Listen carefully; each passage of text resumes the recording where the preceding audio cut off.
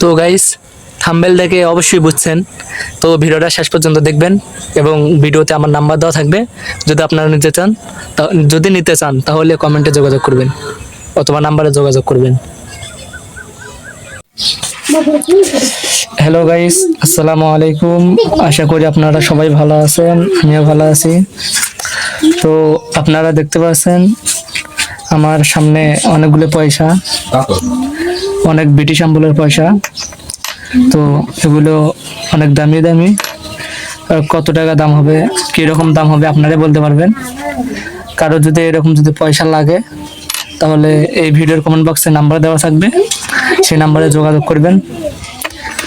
তো যোগাযোগ করলে এই পুরাতন প্রাচীনকালের পয়সাগুলো পাবেন।